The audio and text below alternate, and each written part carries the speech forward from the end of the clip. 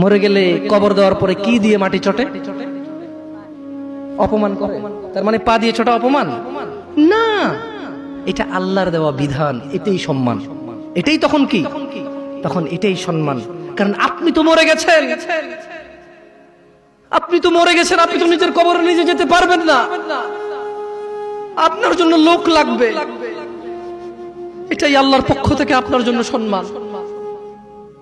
আপনি বলছেন অমুক তাবিজ দেয়, তুমুক পানি পড়া দেয়, তুমুকের দরবারে এই পাওয়া যায় সেই পাওয়া যায়। আরে অমুক তুমুক যখন মারা গিয়েছিল নিজের কবরে নিজে যেতে পারেনি, আপনাকে কি দেবে?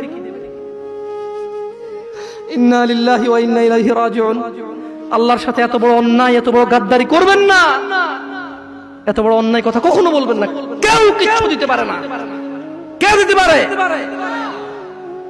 বাস আল্লাহ। এই দেশের এমপির কাছে যেতে পিএস লাগে, আল্লাহর কাছে যেতে কোনো কিছু লাগে না, শুধু সৎ আমাল লাগে। কি লাগে? সৎ কর্ম লাগে, কোনো মানুষ লাগে না। আল্লাহ কাউকে ঠেকা দিয়ে রাখেনি, আল্লাহ কারো কাছে ঠিকাদারে দিয়ে রাখেনি যে তুমি মাধ্যম ছাড়া আমার কাছে কেউ আসতে পারবে না। আল্লাহ মানুষের এইখান চাইতে কাছে। আল্লাহ মানুষের কি এই গলার যে পশমটা, এটার চাইতে আল্লাহ কাছে মানুষের।